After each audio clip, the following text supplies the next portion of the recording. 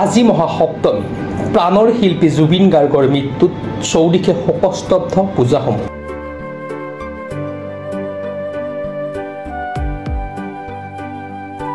203 বছৰত ভৰি দিয়া উত্তৰ গুৱাহাটীৰ নগসাই পৰিয়ালৰ দুৰ্গা পূজাতো এইবেলি প্ৰাণৰ শিল্পী জুবিন গাৰ্গলৈ শ্ৰদ্ধাঞ্জলি।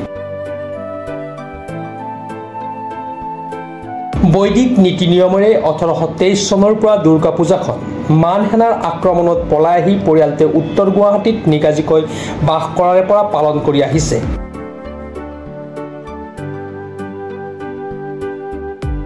উত্তৰ গুৱাহাটীৰ লগতে সমগ্ৰ উত্তৰ কামৰূপৰ ঐতিহ্য বহন কৰা এই পূজাভাগ অনুষ্ঠিত হয় সম্পূৰ্ণ বৈদিক আৰু তান্ত্ৰিক প্ৰক্ৰিয়াৰে।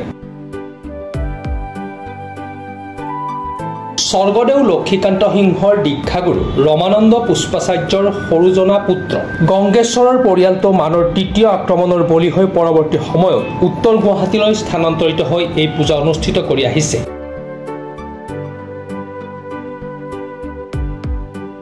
আজিও সম্পূৰ্ণ বৈদিক আৰু তান্ত্ৰিক পদ্ধতিৰে অনুষ্ঠিত হৈ অহা এই পূজা উত্তৰ গুৱাহাটীৰ নগসাই পৰিয়ালে নিৰবিচ্ছিন্নভাৱে অনুষ্ঠিত কৰি আহিছে। এই পূজা ভাগ মই 63 পৰাই পাইছোঁ।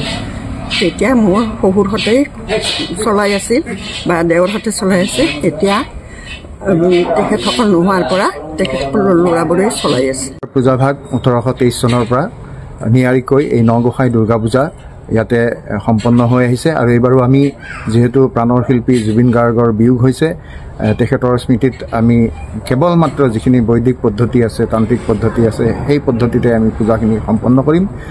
ইয়াৰ পূৰ্বে আমাৰ পৰিয়ালটো মাজুলীৰ পহুমৰাৰ পৰা মানৰ আক্ৰমণৰ সময়ত আহি ইয়াতে উত্তৰ গুৱাহাটীত থিতাপি লয় আৰু তেতিয়াৰ পৰা এই পূজাভাগ ৰাইজৰ সহযোগত অতি আড়ম্বৰপূৰ্ণভাৱে আয়োজিত হৈছিল।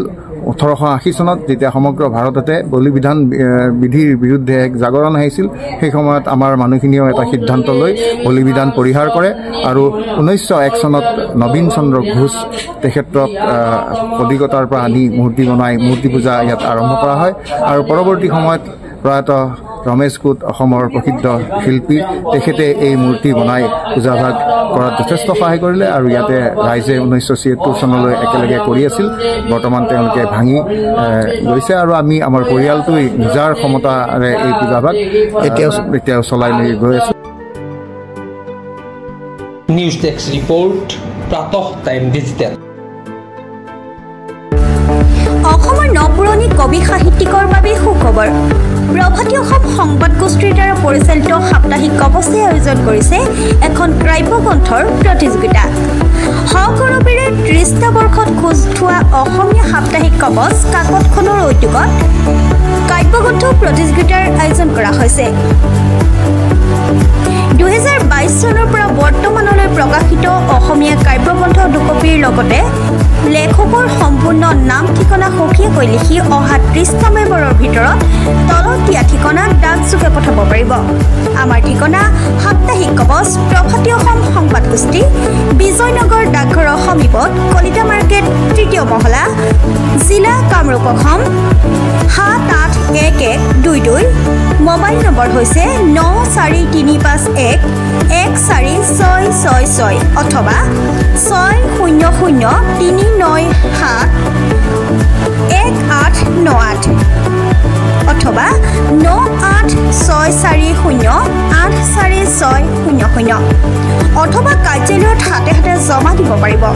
এই প্ৰতিযোগিতাত বয়সৰ কোনো সীমা নাই।